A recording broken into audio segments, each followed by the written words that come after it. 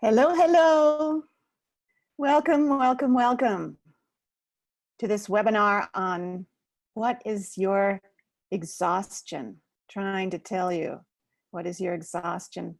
Listening to your exhaustion, we could say. So what is your exhaustion telling you is the name of our webinar today. And I am Ann Weiser Cornell. I am the president and CEO of Focusing Resources. I'm the co-creator with Barbara McGavin of Inner Relationship Focusing. And my latest book is Presence, a guide to transforming your most challenging emotions. This is part of the series of seminars called Focusing in Daily Life. Brief one-time seminars to help you with your daily life. And certainly exhaustion is a big topic that impacts our daily life. How to participate in this seminar, okay? So you have your own experience that has brought you here, that has made you want to participate in this seminar, what exhaustion means to you, and for everybody that's unique. So number one, please follow along what I'm saying with your own issue about the topic of exhaustion. Check what I'm saying with your own experience, all right? And see whether what I'm saying helps or doesn't help, whether it carries something forward for you.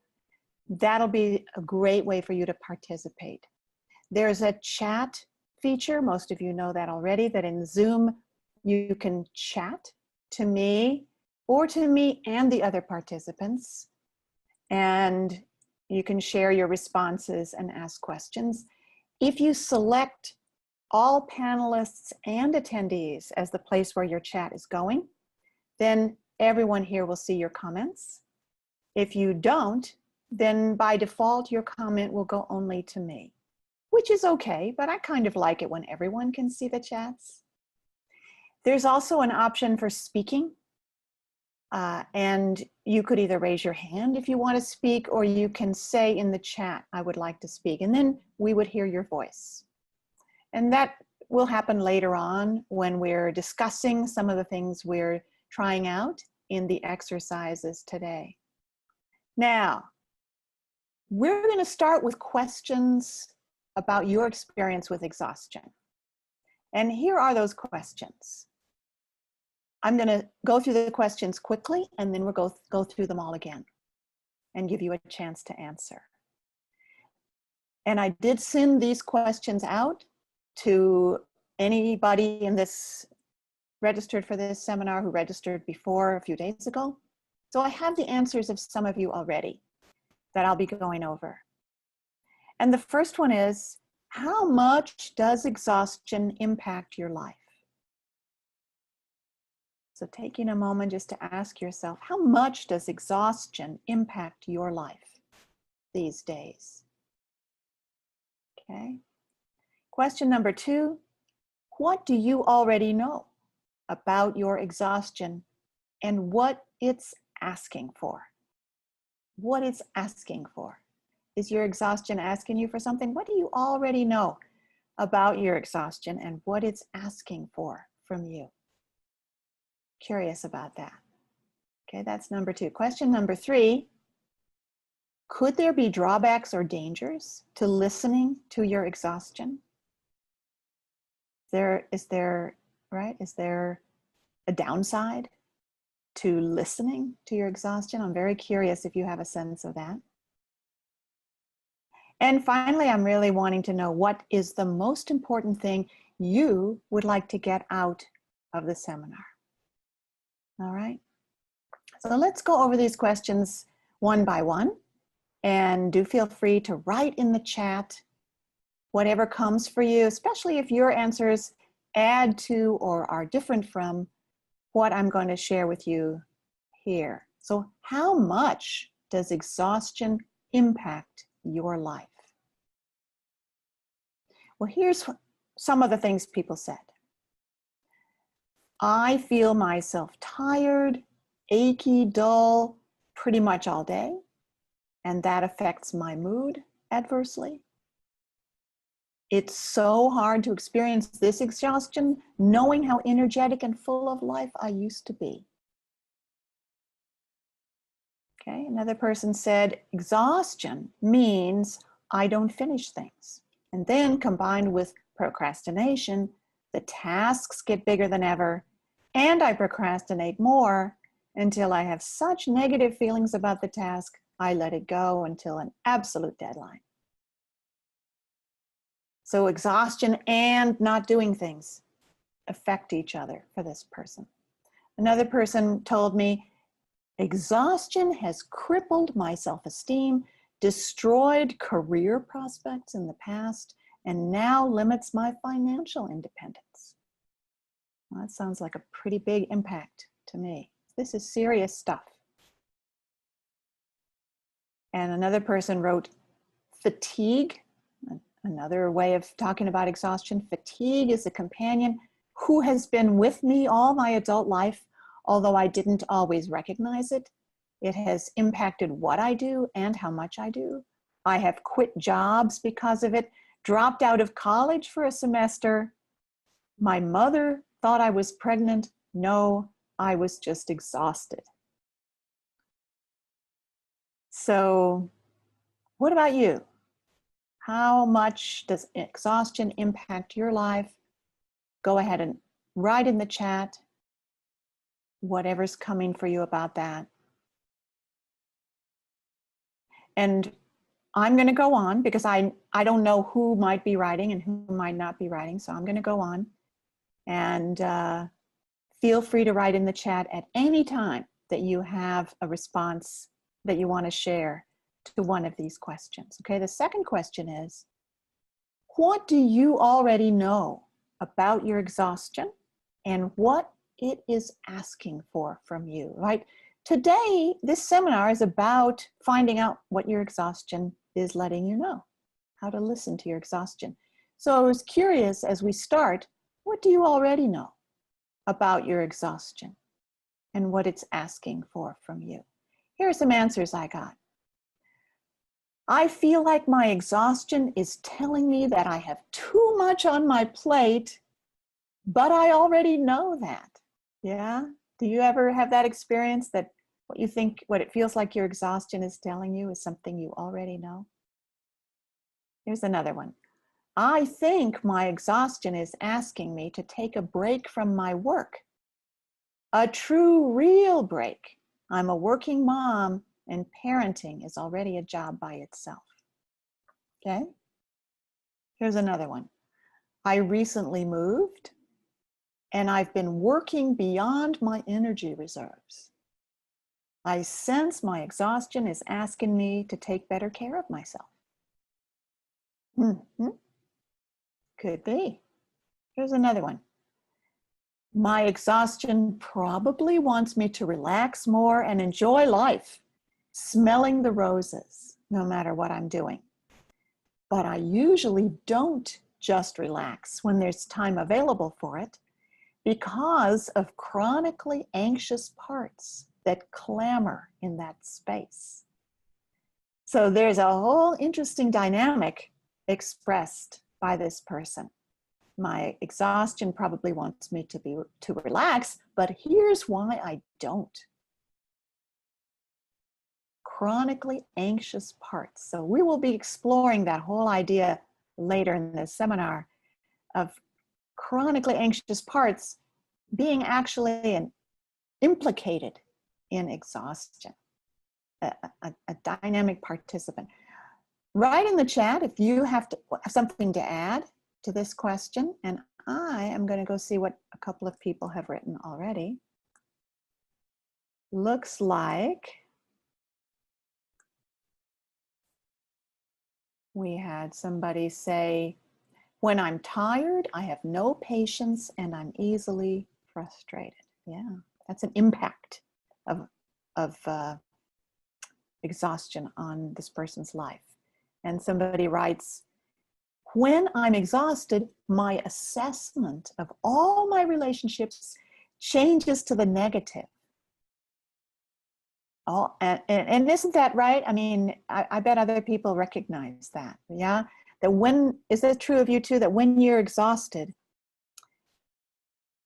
everything looks more negative? My relationships, what resources I have available to me, whether I'll be safe and okay in my life, what the political world looks like, and so on. Yeah. And this person also asks, all my life I've been low energy. How much of this can change? So I would take from that question another question. What's the difference between a kind of natural low energy, like this is just me, I'm low energy, versus exhaustion? Is there a difference? I think I would be curious. Somebody commented, what a wise group of people already. Yeah, we're starting out pretty advanced because we're focusers. Oh, and another person wrote, exhaustion for me can be related to what, when, and how much I eat. So nice to know that. Yeah. And it can be related to when my critical parts are active. All right. Well, let's go on to the next question. The third question was a very interesting one. And the third question is, could there be drawbacks or dangers to listening to your exhaustion? Now, this is a little bit of a trick question because I think if it feels like there are drawbacks or dangers, we're probably hearing from a part of us.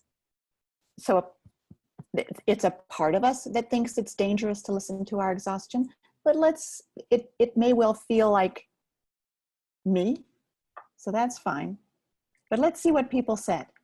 One person said, yes, there would be big consequences if I listen to my exhaustion. Financial loss, break in career, potential depression.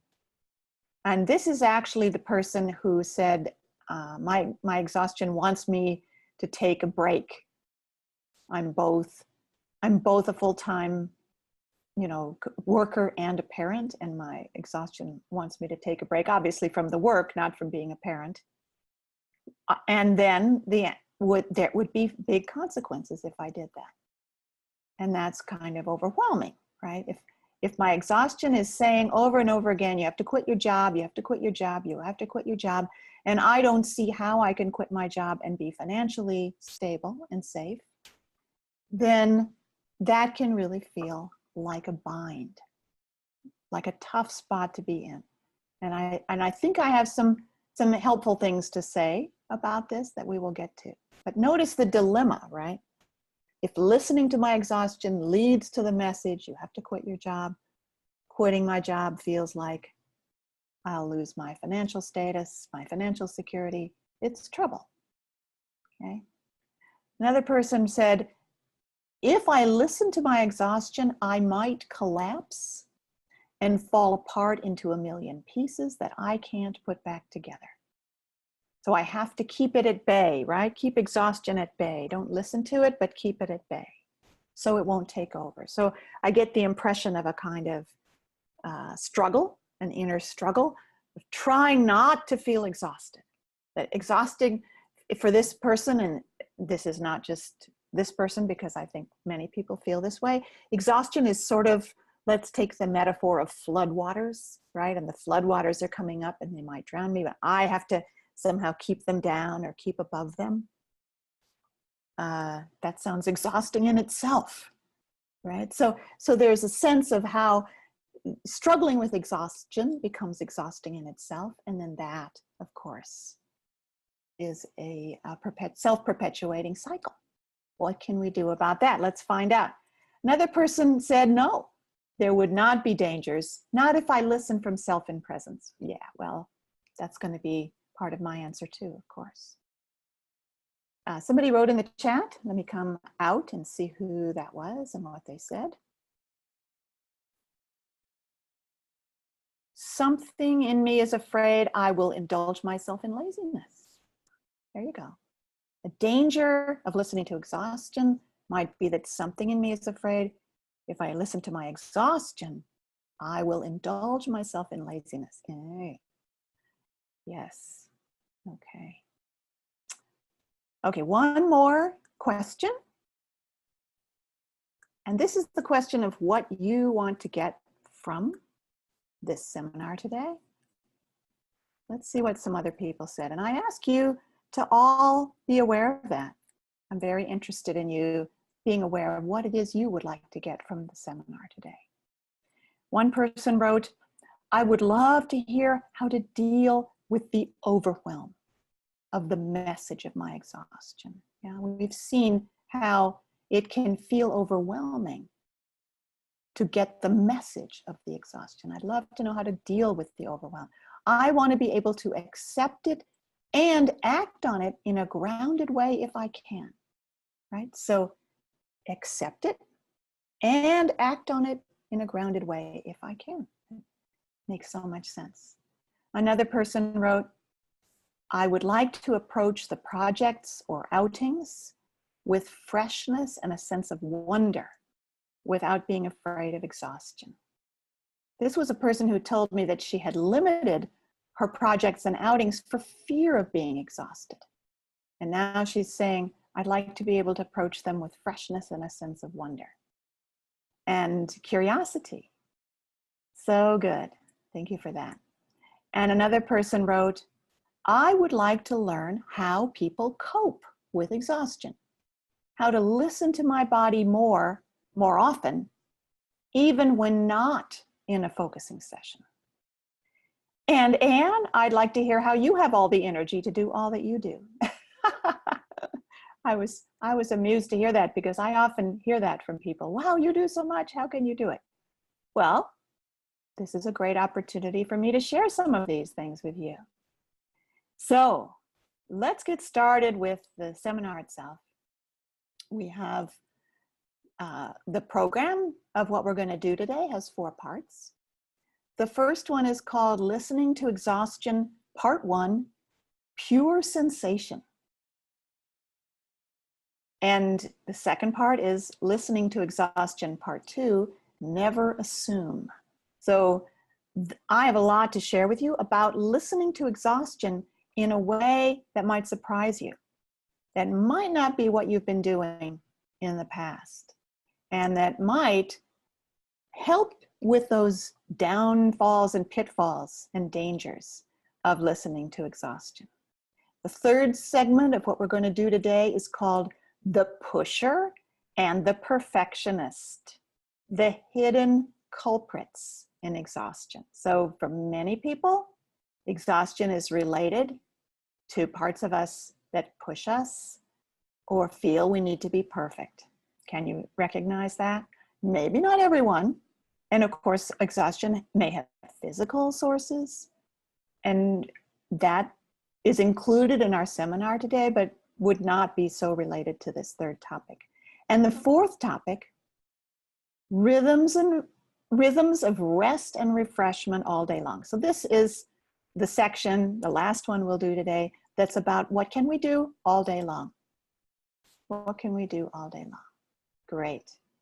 Now, before I even get to number 1, though, I want to talk about something very interesting to me that I discovered while working on this seminar. And that is that there is a connection between exhaustion and pain. Because in the past year, I've been doing a lot of work with helping people be with pain, physical and emotional pain. And I suddenly realized, oh, there are a lot of similarities between exhaustion and pain. Let me show you what some of those similarities are. One is that exhaustion, like pain, can be either acute, like, no wonder I'm exhausted. Today, I hiked for 10 miles, right?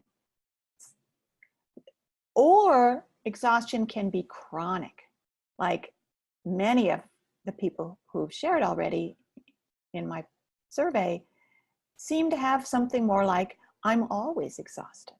I've been exhausted for years. Exhaustion is endemic in my life. So that's some pain can be like that too, either acute or chronic. Another similarity has to do with the label that we give. I had already observed that the label pain can be a barrier to being able to be present to the sensations that are usually called pain. Same is true of the label exhaustion. And at a certain point today, we're going to do an exercise where we let go of the label exhaustion in order to have a more direct contact with the experience, the felt experience that is being labeled exhaustion, right? So we're going to do that together today. The label can get in the way. The third similarity between exhaustion and pain is that both of them can limit our life, constrain our ability to think, to take action, and to connect with others. So I want to let you all know right now that I take exhaustion very seriously. This is a serious matter, and I know for some of you, this is a dominant difficulty or challenge in every day of your life. And I hope I can give some help with it today, but I don't ever mean to take it lightly or to say that there's a quick fix or to say that there's an easy answer that you've just been missing all this time. And this is a serious business.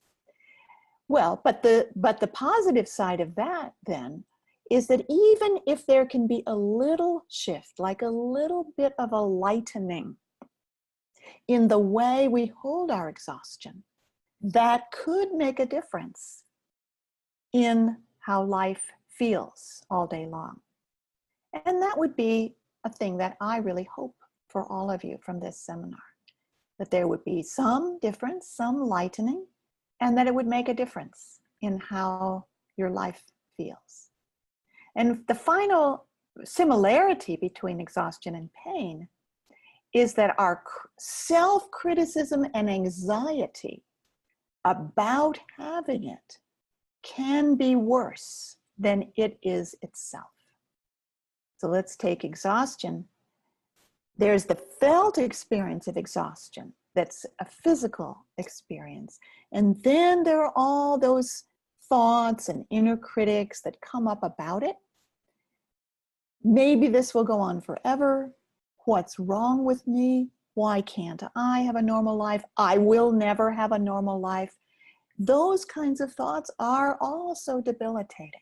They're understandable and they're debilitating, and they can change sometimes even more readily than the felt experience of the exhaustion or pain itself. Does that make sense? Anybody have a question or a comment right there?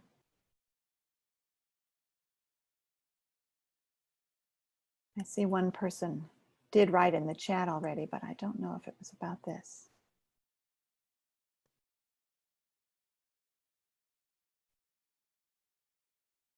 I hope that by listening to it, I'll be more in track of my true realization and aliveness. Okay, that was an answer to question number 4. Okay. All right. So let's get to our program. Oh, I did have one more thing to say about pain and exhaustion. And this is that I have tips that I developed for pain. And these are my top pain tips applied to exhaustion. Okay, so the first is to let go of the label and call it this feeling rather than exhaustion. This feeling, at least for a while. Okay. And number 2, to acknowledge and spend time with the fears about it, the thoughts about it. What if it goes on forever? What if it swallows me up? That you can turn toward and be with the part of you that has those anxieties. Number 3, to make a pure, non-judgmental contact with the sensation itself for longer than you usually do. And this is the first type of listening that we're going to get to in a second. And I do have a whole course on that. The pain tips. That when you get the slides for this seminar, you'll have a chance to use that link. Okay. So I want to talk about types of listening, because we're talking about listening, and yet turns out the word listening is used in many different ways. Now, one type of listening is when you say to somebody or to a part of you, I sense that that is exactly how you are. That's how you feel. I hear that's how you feel. Like if I feel my exhausted feeling is like a worn out rag. I feel like a worn out rag because I'm so exhausted. I say to the feeling in my body, I get that worn out rag is exactly how you feel. I'm just getting it. That is a type of listening, okay? So that's type 1. Type 2, it's also called listening when we hear or sense the underlying meaning or message. And I think that's probably what most of you are attracted to when you hear that the name of this seminar is What is Your Exhaustion Wanting to Tell You? What is its underlying message? Is it telling me to quit my job? Is it telling me I need more water or a different kind of food? But there are other kinds of underlying meanings or messages. Rather than only being about something we could do, these messages could be about what got me so exhausted. Like, what if I sit with this worn out rag feeling in my body of all the things that have been going on in my life? What brought this feeling? And that kind of listening will get you something surprising. And we're going to do that today too. Okay, so type number 1, listening for exactly how it feels.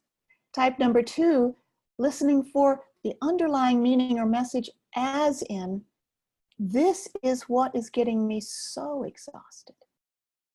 Like, oh, I realize I or some part of me has been feeling like I had to hold up everybody else in the room. Oh, wow, no wonder that would be exhausting. So hearing, listening to the underlying message is type 2. Type 3, I obey. I do whatever it is you want me to do. As in, if I listened to my exhaustion, I would quit my second job. So there's a way people use the word listening to mean obey. Do you see what I mean? If I listened to it, I would quit my job. Until I quit my job, I'm not really listening to it.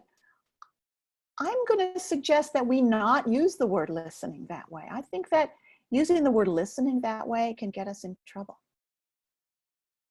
So we're going to talk about the first 2 types of listening, and then realize we may be avoiding listening to our exhaustion because we only thought we had the 3rd type of listening.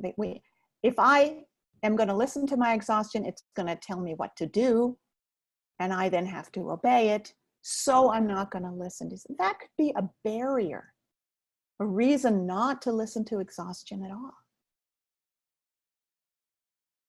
And so that's why I'm excited about letting you know we can listen to our exhaustion in 2 other very important ways that actually lead to more change than doing what it wants me to do and how it wants me to change my life.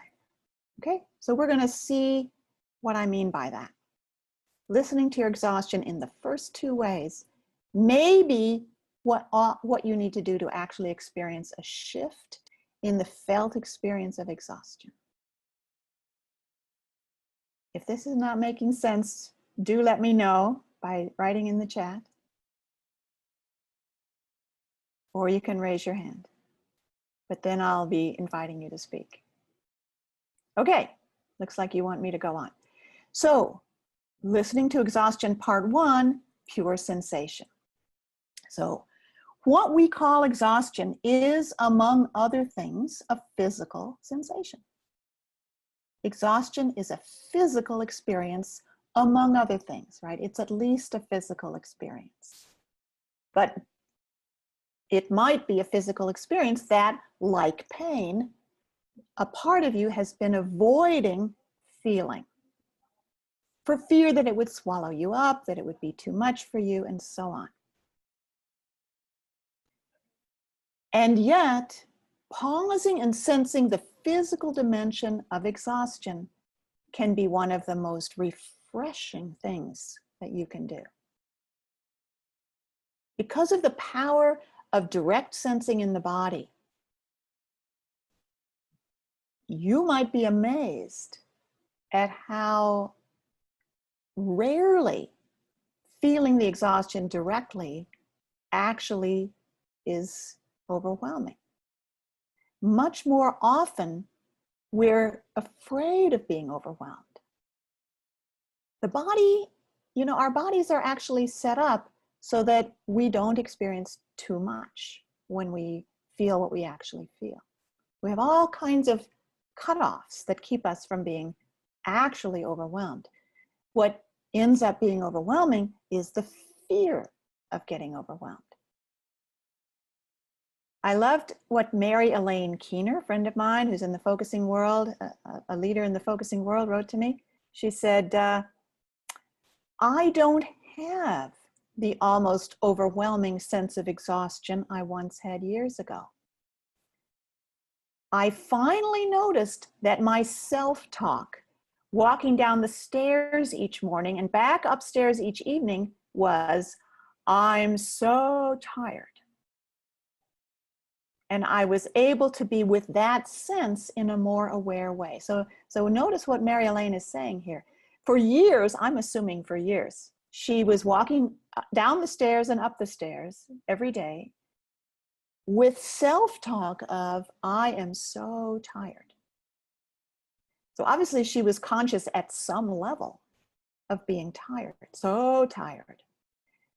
But she had not, until a certain moment, turned toward that experience of being so tired. And so that aware experience of being tired is what I'm actually talking about here. Talking about turning toward and directly experiencing, being willing to experience what we are at another level already experiencing. You're already experiencing it. And yet by choosing to turn toward it and feel it, there's another dimension. And that dimension leads to change, as it did for Mary Elaine. The almost overwhelming sense of exhaustion is gone for her. So what are the steps to pure awareness? Well, first, we're going to pause, close our eyes and settle into the body, sense what we feel right now, describe it freshly as if we've never felt it before. Well, that sounds so simple, but if you have a chronic endemic feeling, it's common to bypass what you feel right now and instead go to what you quote unquote always feel. But sensing what you quote unquote always feel doesn't actually work to bring a shift. We need to go to how we actually feel. You might also be stopped by feelings about the condition, right? I'm having trouble going to the feeling I'm having right now because some part of me is saying this can't change. That would be a very common one. And resistance to feeling it at all might be another example. Okay, well, we're going to try this little exercise in pure awareness, okay? So we'll take about up to 10 minutes and I'll guide you through the process. Great, okay? So I put up on my screen, by the way, a picture of closed eyes. So we know that this is an exercise for you to do. You can choose whether to close your eyes or not, but most people do. All right. So first we are pausing, and pausing means slowing down. and beginning to turn attention more and more toward yourself. Feeling your body. Feeling your body, how you're sitting. Letting your awareness go to the places where your body's in contact, through your feet, your seat, your back, all those places where your body's in contact right now. And resting into that support. Feeling your breathing.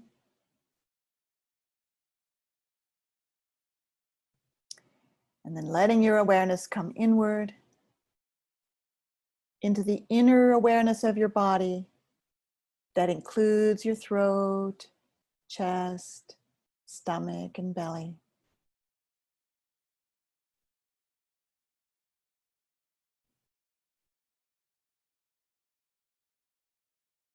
And as you bring awareness into your body, make an invitation to a sense that's like tired, fatigued, exhausted, weary, like you're asking, is there something like that right now?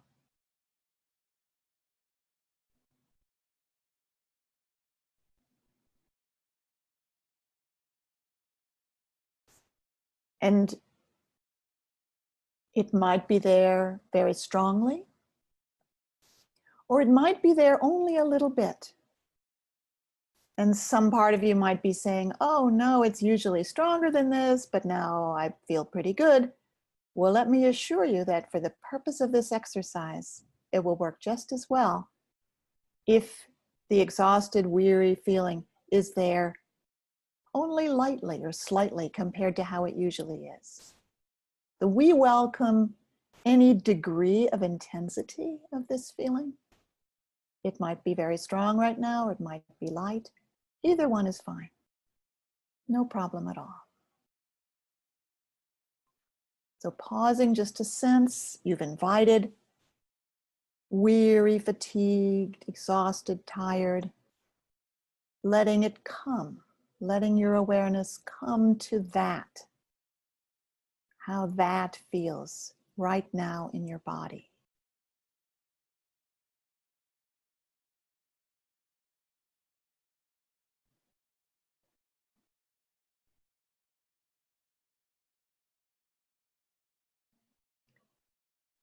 And we are going to let go of labels like exhaustion and sense the body sense of it without any words for a while. Let the feel of it be here. Allow yourself to have the feel of it with no need for words for a while.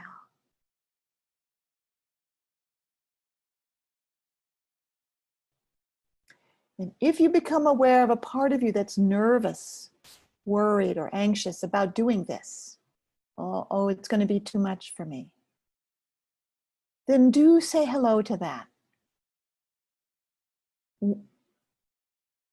And just say, I hear you're worried, this will be too much for me.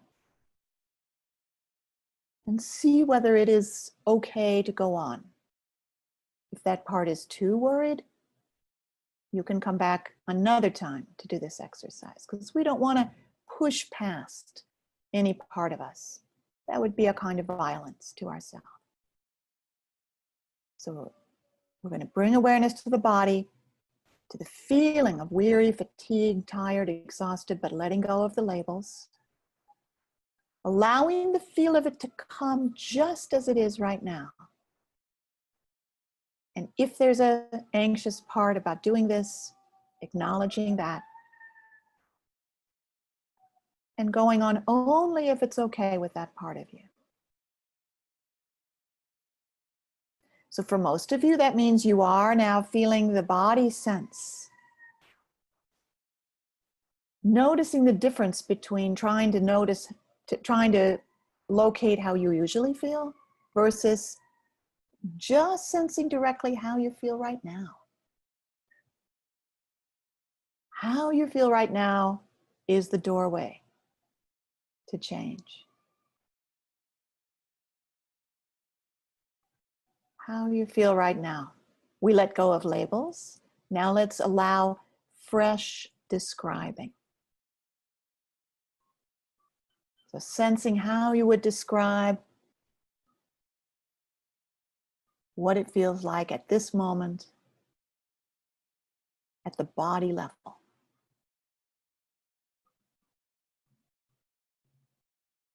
And allowing yourself to use combinations of words or metaphors, because there may not be a single word that would describe how you feel.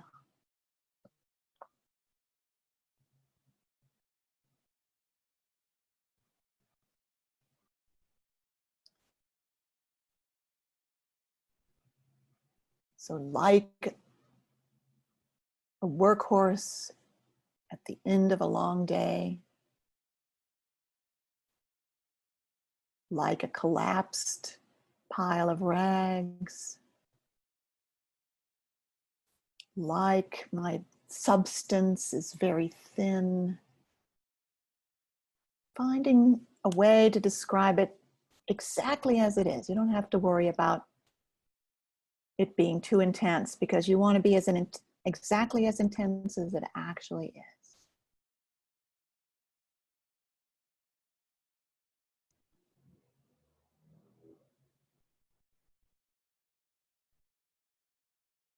Okay?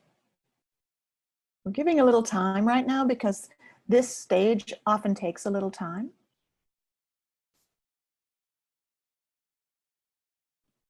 And you can also come back to it another time. So just a little longer, because all we're doing right now is sensing it exactly and then describing it freshly, as if you'd never felt it before.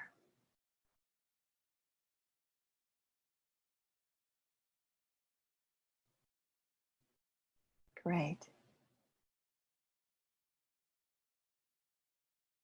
Okay, so bringing this process to a gentle completion.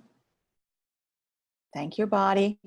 Let this be something you can come back to. If you sensed this could need more time, you can come back here. And would anybody like to share what that was like?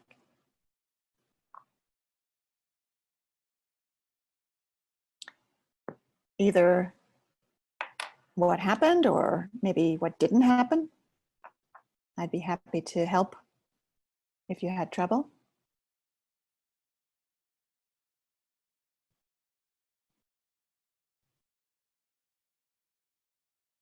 You might also want to make a few notes for yourself, even if not in the chat.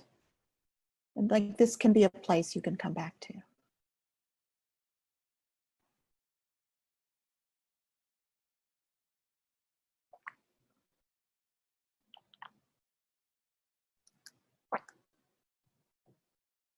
Okay, so somebody is saying, heavy was a word that described it. And wow, like glue that oozed out and down and solidified there. So that's such a rich, unique metaphor. That's not a single word, yeah. And another person wrote, I'm surprised by the description that came of a curled up baby that wants compassion and understanding. Hey, so Nancy got a curled up baby wanting compassion and understanding. That's what the exhaustion felt like. I love it. It really takes us somewhere, doesn't it? So whether it was somebody alive, like a curled up baby, or a very physically felt feeling like heavy, or this metaphor like glue oozing out and down and solidifying, all of these are very useful. Feeling exhausted, of feeling scared, not wanting to feel the experience of fear. So you had an experience that in the exhaustion was not wanting to feel the experience of fear. Very interesting. Great. you for people who shared. That's lovely. Okay, I've got my eye on the clock and we're going to do 3 more topics while we're still here. Oh, one more person. Pressure and heaviness in my head became much more intense when I opened my eyes, like having my eyes open was more effort than it was okay with. Ah, interesting. And like a rainy place away from me. Ah, these are just such nice, beautiful, rich metaphors. And the important thing here, of course, is that we are sensing exactly how it is. Okay. Now that was listening to exhaustion, part 1, pure sensation. And there is a dimension of listening to the pure sensation of the exhaustion. Part 2 is called never assume. And this is where we get to the meaning of the exhaustion, but not to what it's quote unquote telling us to do. Now I wanted to talk about the power of just listening. And to do that, I want to tell you Larry's story. So Larry and his wife had been up all night with their 2-year-old daughter while on vacation. And early in the morning, Larry decided to take the little girl to an all-night restaurant so his wife could sleep, get a little more sleep. So while the little girl was working on a piece of toast, Larry decided to do some focusing, which meant listening to his body. His body said, "I'm so tired." And Larry said to the body, "I really hear you," hoping that that would deal with the tired feeling and that then something more quote unquote interesting would come, right?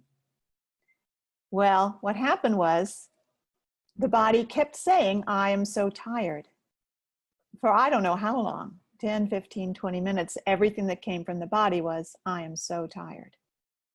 And Larry kept letting it know he heard it. "I really hear how tired you are," which is what I would recommend.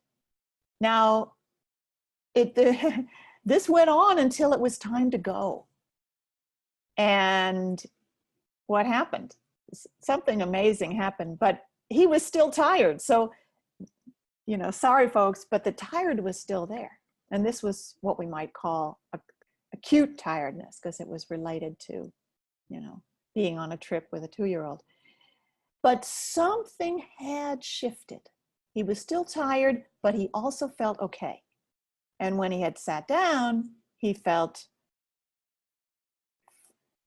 frayed, right at the end of his rope and really up against it. So by just listening to something that was tired inside of him, and yes, I hear how tired you are, without impatience, without telling it shouldn't be tired, without trying to fix it, just saying, "I really, really hear how tired you are," it brought a change. And this is one of the things I think is so important about inner listening, is finding a way to listen without an agenda. Now, that is tough. It's not easy to listen without an agenda because obviously being exhausted has a big impact on our life, a big negative impact on our life. We wish it would go away. How can I listen to exhaustion without an agenda? How can I listen to my exhausted part and not also want it to change? Now, the answer, of course, is by saying hello to the part that wants it to change so that I can be the one who simply listens. And simply listening may mean saying over and over again, "I really hear how tired you are." But it also can move into deeper inner meanings of that part of us that's exhausted. So you'd feel, here's my recommendations for listening to exhaustion. You'd feel your own larger grounded presence. Now that's important, right? What I mean by that is that I am here. No matter how exhausted I am, There's always more to me than that. I might have exhausted in every cell of my body, but there's still more to me than that. And I can help myself access the more by really just feeling my feet on the ground, my seat on the chair, taking a deep breath and saying, I am here. I'm here ready to listen. And I want to let go of labels and assumptions, like I'm clearing the decks and I'm going to be open. And then I bring a simple, non-judging awareness to the sensation itself, as we did in the previous exercise. And I describe it as it is right now, as we did in the previous exercise. But here's where we would go further. After describing it, I would make a relationship with it, a relationship of compassion and kindness, like I'm sitting down with it to get to know it better. So there's an assumption that's built in to this work that I think is an optimistic and hopeful assumption, and that is also true. It's based on life itself. Life itself wants to live,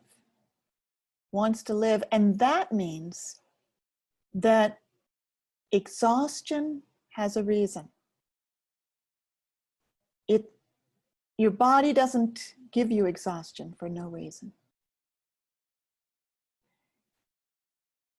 And if we just ask over and over, why am I so exhausted? We may not find out the reason. But the process that I'm talking about, where we just say, okay, I feel my exhaustion. I feel that in me that's so exhausted, the exhausted one inside of me. And I'm sitting next to her. I'm sitting next to her. And I'm saying, I'm with you. And I'd like to get to know you better. And that can be done through body sensing. It could be done through emotion, it could be done through an inner image of a child inside who's exhausted, or a man or a woman inside who's exhausted. I'm with that. And the other way to say what I'm talking about is we assume it's on our side, because there is not anything inside you that's trying to hurt you. And so there may be a part of you that feels like the exhaustion is in your way, that's angry at the exhaustion, that's upset with the exhaustion, that says things like, what's wrong with me? Why am I not like other people? Do you recognize that? And we want to say hello to that part because it's worried about you, it cares about you, but we don't want to be that voice. I don't want to be the one that doesn't like, that's angry at the exhaustion. When I'm listening, I want to listen from a place of pure curiosity. Pure, interested curiosity. Okay? So as I sit with this inside me, and so those of you who got something in the earlier exercise, right? The heavy feeling, or the baby, or the etc. You might want to follow along and do this right now. You're sitting with what you're feeling. By feeling it in the body, you become more able to be present to what you feel. It isn't all of you. You are more than that, right? And you're assuming that it's on your side somehow. Why wouldn't it be on your side? It's your own body.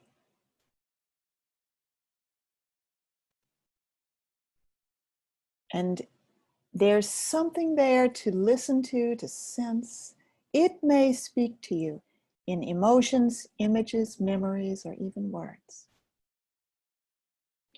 And the question you might want to bring to it is, what is it that is getting it so exhausted? Or if there's a different word, like heavy, you could ask, what is it that is getting it so heavy? Ask your question and wait. And wait.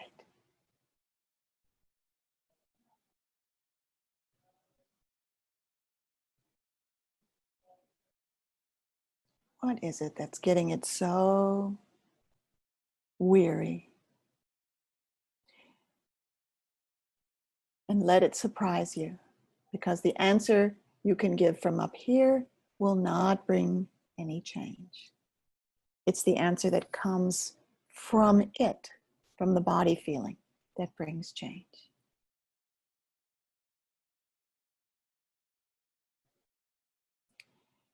It may speak to you of what it needs, but it might just need to be heard.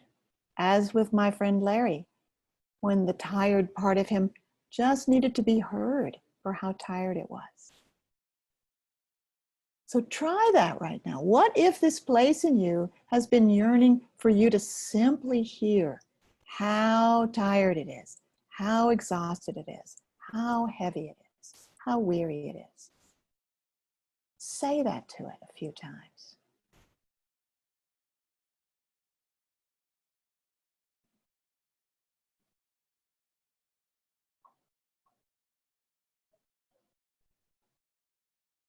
It's funny because it feels like you're repeating yourself.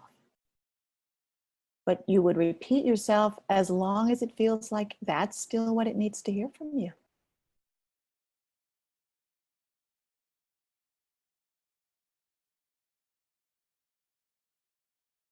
And then notice if you feel some kind of difference from doing that.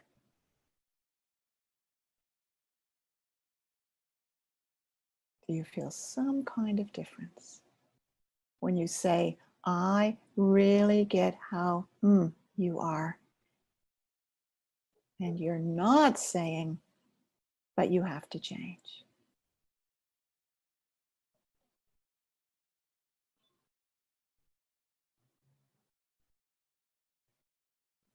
Yeah, very powerful. So a little bit more about this listening to exhaustion. Never assume. And what I mean by never assume is when you say something like, my exhaustion probably wants me to X, Y, Z. Smell the roses more, quit my job.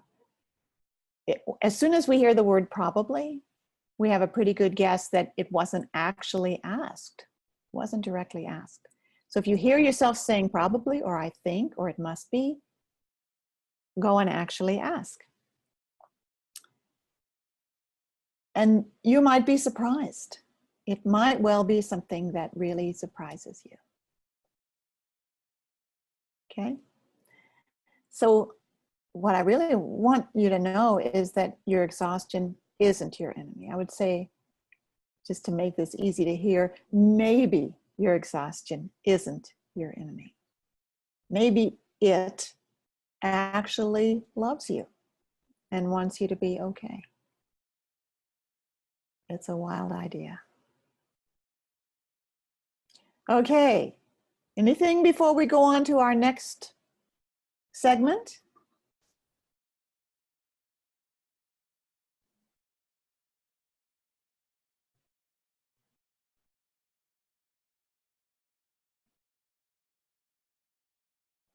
The next segment is the pusher and the perfectionist, the hidden culprits in exhaustion.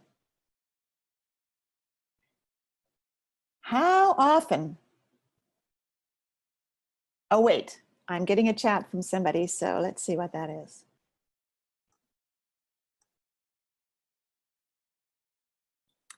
I was very surprised to find that something in me is grieving. And that's why I feel exhausted at times. Oh, wow. That's beautiful. That's beautiful. And another person wrote, it wants me to know how stuck and trapped it feels. Hey, lovely. Yeah. You know, so often when we hear from a part of us, I feel stuck and trapped, we get identified with a part that thinks, oh, I have to rescue it. My only good response is to help it not be so stuck and trapped. But what if what it really needs is for me to say, I really get how stuck and trapped you feel, until it really believes I've heard it. And then something can happen next. Another person wrote, I sense that my exhaustion is like an aura surrounding my bodily feelings of fear. Very interesting. And somebody else said, I saw myself leaning into my chest and it felt so comforting. Oh, that is beautiful.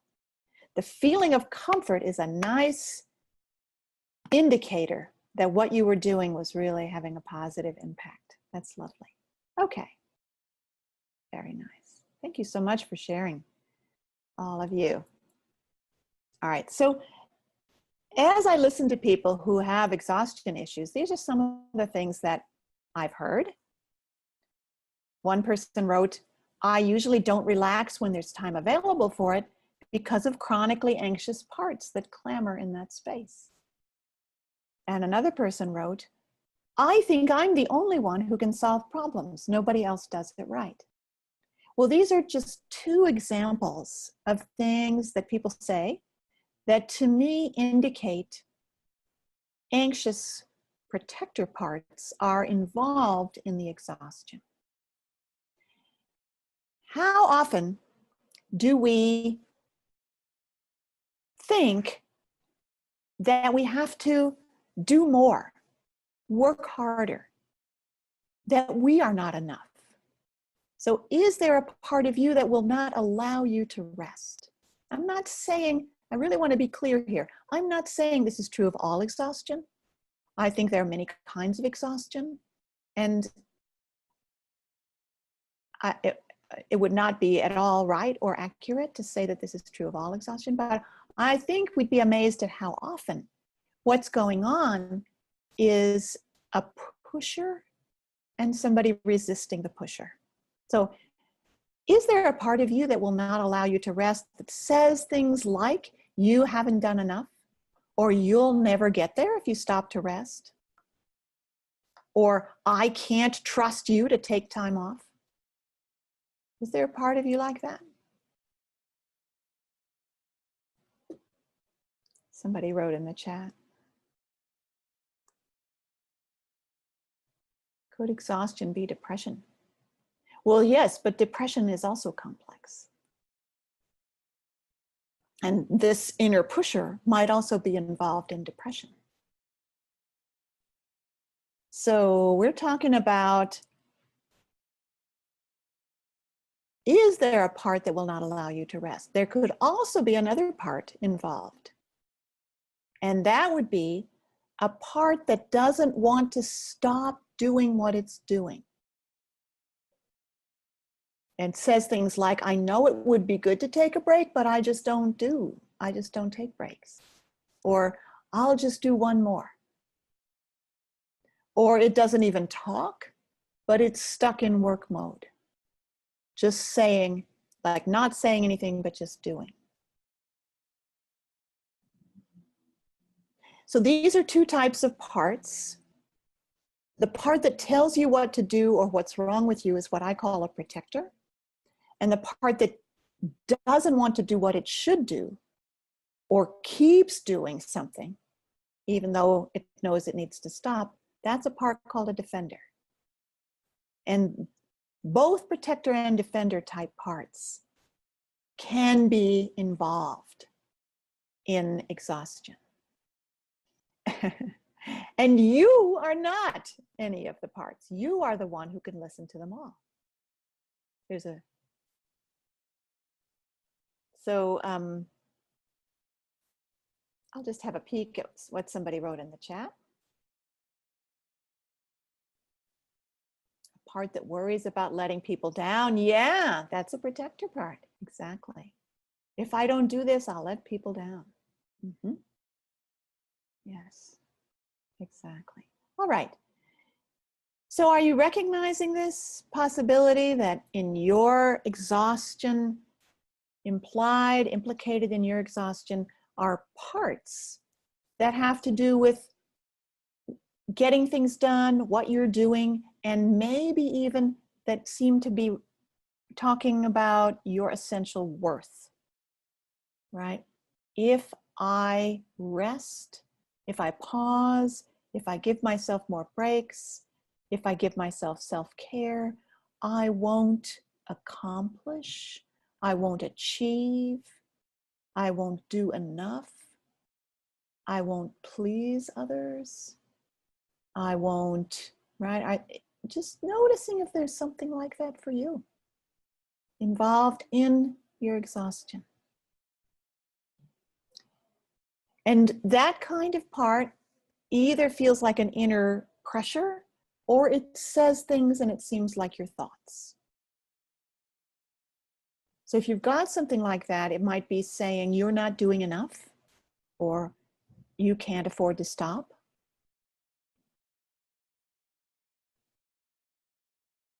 You'll be, what makes you think you deserve a break? Yeah. So here's what you would do if you find something like that. You would respond to it or acknowledge it using this language. I am sensing something in me that says. So this might be a part that says, you haven't done enough, all right? I am sensing something in me that says I haven't done enough. Now that phrasing, that language will already bring some kind of shift. Next, you would say hello to that part of you. Hello to the part of me that says I haven't done enough. Hello, might you be worried about something? Might you be worried about something? Want to give that a try if you've got one that you're holding right now? Number 3, I'm sensing what it is worried will happen if I don't do enough, right? If it's I haven't done enough, this would be I'm sensing what it's worried will happen if I don't do enough. Whatever it is, whatever your sentence is, there'll be an if I don't. You have to keep going. You have to push. You have to finish, okay? You have to finish today. I'm sensing what it's worried will happen if I don't finish. Let it tell you. Pause and sense. Don't just assume you know the answer. Pause and sense its answer. And then when it does answer, let it know you hear that. I sense it's worried that if I don't do enough, I'll prove that I'm not really a good person. I'm letting it know I hear it.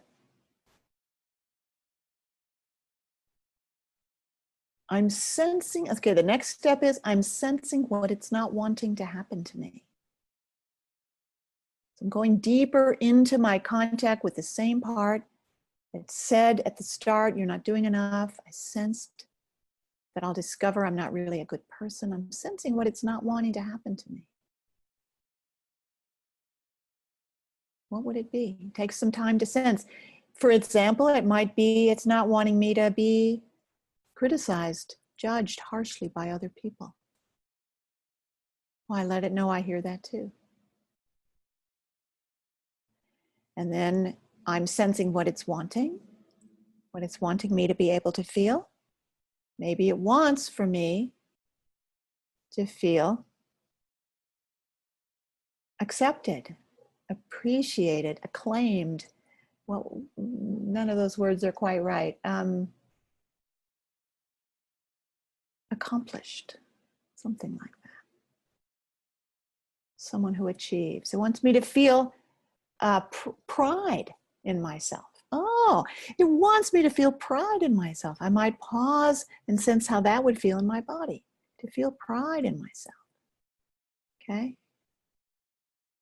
So that's a protector part. Protector's parts are the ones that tell you what you should do or what's wrong with you. Defender parts are the parts that are the ones either doing or not doing the actions. So the defender part is the one that keeps going, sort of with blinders on, even when you want to stop and take a break. Or the defender part is the one that's refusing. No, I'm not going to do that. So just pausing to sense in your exhaustion, is there a sense of almost like an animal, a beast of burden who's being pushed and whipped and beaten by another part to try to get it to move on? That would be the defender.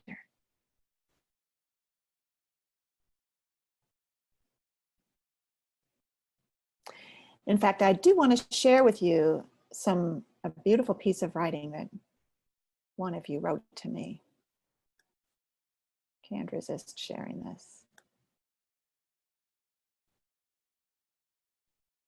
There it is. So making this very vivid, I mean, there's not always a metaphor of a beast of burden, but for this person there was.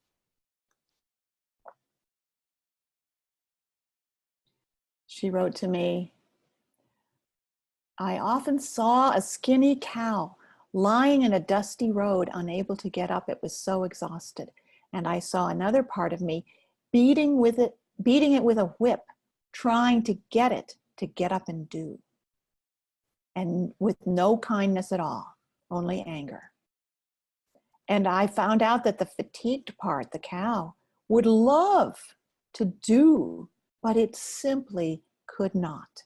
And it stopped talking to me for a long time. It felt so mistreated, and it was. The poor fatigued part was so misunderstood. For years, I thought it was lazy, weak, unmotivated, overly sensitive, a misfit, etc. I spent too long hating that poor place, blaming it for my lackluster life. And over time, with focusing, I saw the reality, and the part that was beating and whipping this poor skinny part stopped doing that. And this person goes on to say, that translated into me doing less in the outside world, resting more, lying down more. So it may be that the part that wants you to accomplish as much as it can imagine may not get what it wants. That's what happened to this person. Yes. Yes. So let's talk about the defender part very quickly, because I've got a whole other section that's on rest and regeneration, what it is we do all day. So the defender part, we say, I'm sensing something in me that, I'm sensing something in me that won't stop working. It just keeps going. Hello, I know you're there. And then sensing where, how I feel it in my body.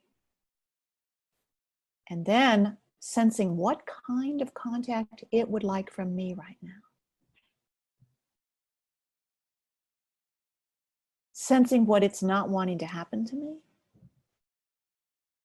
Sensing what it's wanting me to be able to feel, and letting it know I hear it.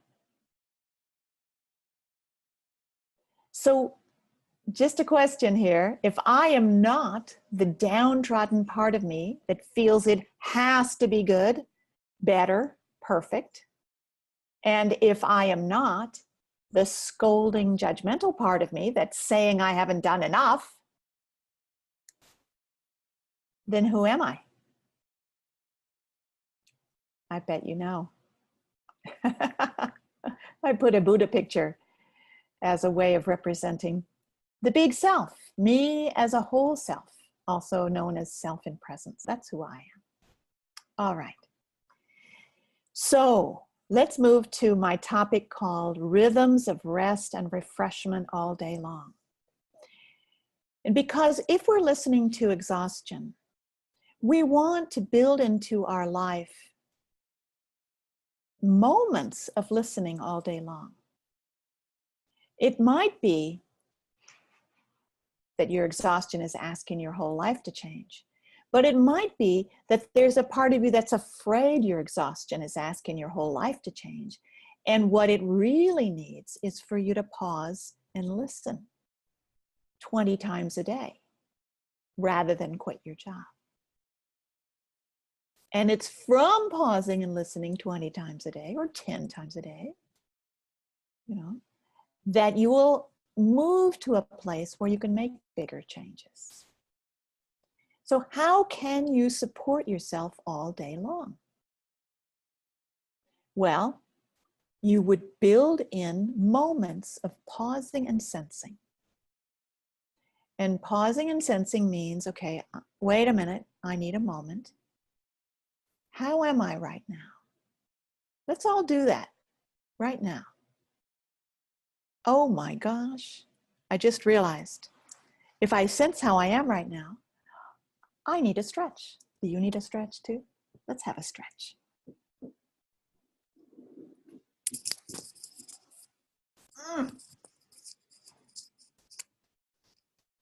Wow, that was great. Are you still stretching? Well, pausing and sensing can lead to action. And it can lead to realizing that, oh my gosh, I'm doing a webinar and I forgot to notice that my body needed a stretch. So yes, life can change. Okay, so build in moments of pausing and sensing. How am I right now? How can you do that? How can you remind yourself all day long to pause and sense? You could put up little notes. You could set your device to ring every hour. You could, there's lots of technological ways to do that now. You could ask a friend to remind you. You could make a deal with yourself that every time X happens, you'll pause and sense. Lots of nice ways to build that in. And it doesn't take very long. And my staff and I, we have a staff meeting and we always pause and sense at the start of it. So over time, as you communicate in your community about pausing and sensing, all of you can support each other in doing this. Now, you may be aware of a part of you that doesn't want to stop and sense. Like, oh, I don't want to pause and stretch. I'm doing this seminar. And I gave you a picture of a hamster in a wheel because this part that doesn't want to stop and sense sometimes feels like it doesn't really want to keep going, but it's on a roll. And so, but we say hello to that. I'm saying hello to a part of me that doesn't want to stop and sense. Hello. And by the way, I'm already sensing. Okay? Now, another thing I would invite you to do is to notice what refreshes you. Because there are actually a lot more things that are refreshing than just napping or stretching. And there may be something deeply refreshing to you that doesn't take very long. Okay, so I thought of a few things, and I bet you could think of even more. A drink of water. A walk around the block. There's a stretch. Oh, what about a puppy? A little time with an animal is very refreshing. So my point here is if you notice what refreshes you, you're noticing in the same place in the body that gets exhausted. What feeds and nourishes rather than depletes? There has been depletion. There has been depletion perhaps over a long period of time. It may feel like that's much too much to be repaired by simply having a drink of water. by simply having a stretch, and that's probably true. And yet, I really believe that getting into a regular habit of sensing what refreshes me right now can start to turn around these issues of exhaustion. Because even pausing to sense what would bring a little refreshment is a change in the habit pattern. And the habit pattern that has built up over time, that is exhaustion, needs little changes in order to turn around. Does that make sense? So what refreshes me? In other words, I'm not asking myself what will make my exhaustion go away. I'm just asking myself what would give me a little bit of refreshment. There's another thing that I think is really important, and that is to look and listen. So the exhaustion can be connected to a kind of tunnel vision where I'm on some kind of track that it's hard to get off of. Can I come out of that and look and listen in the world around me? Beauty is a very refreshing experience to the body and the soul. So what if I pause and experience beauty before I go back? And what if I sense my body as I pause and experience beauty? Now, here's the thing, and I take this very seriously. It may be that becoming absorbed in work is exhausting, and at the same time, it helps us avoid feeling how exhausted we are.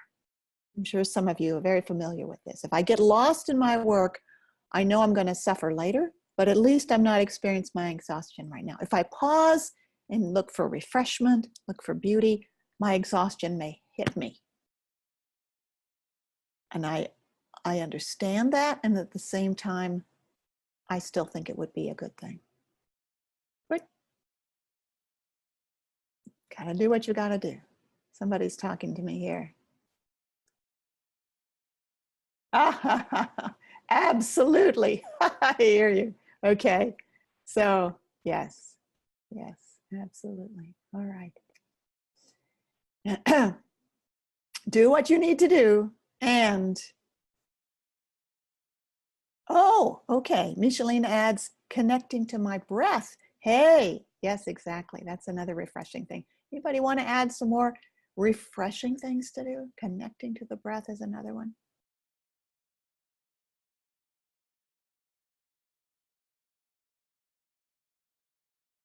Okay.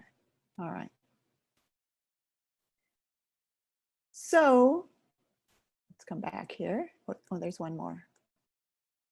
Listening to music. Yeah, I did say look and listen, but then I didn't put music on my screen.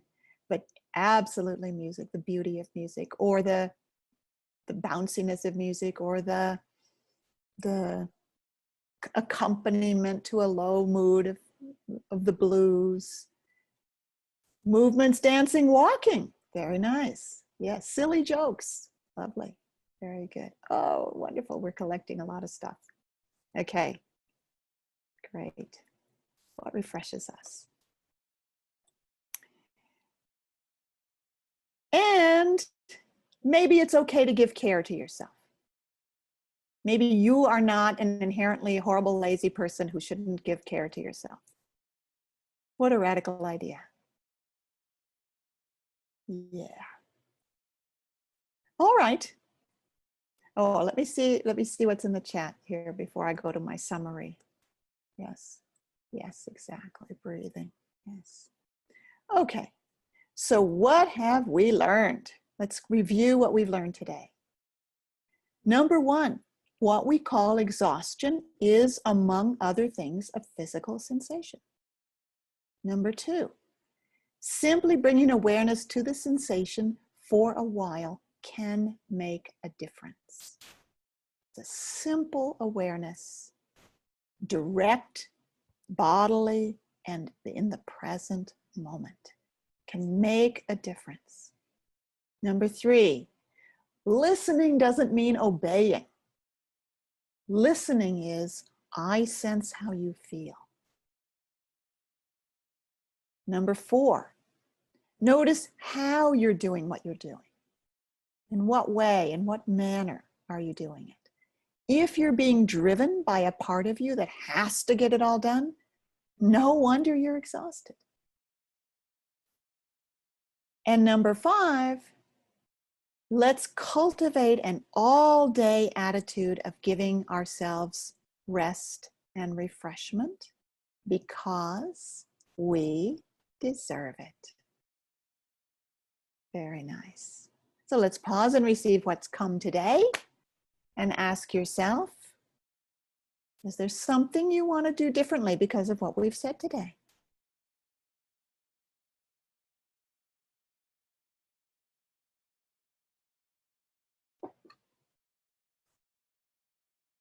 Anybody want to say what you might do differently because of what yeah, the answer is yes. Oh, good. Yeah. Something you want to do differently because of what we said today. And we will not, I don't recommend doing anything as a should, right? So how do you not make a new habit into another should that then another part of you wants to resist all over again? Well, with an attitude of curiosity, with an attitude of experiment. Like, what would you like to try tomorrow as an experiment? Rather than, this is what I will or should do tomorrow. Okay? Ooh, maybe give my defender a chance to speak up. I like that idea, yeah. We're often identified with the defender. You know, I feel like I'm the downtrodden one. I can turn toward that part of me and get to know it better. And another person writes, I want to notice and receive what refreshes me. Wonderful. Yay. Very nice. Very good. Well, thank you so much, everybody, for being with me today. It's been really fun.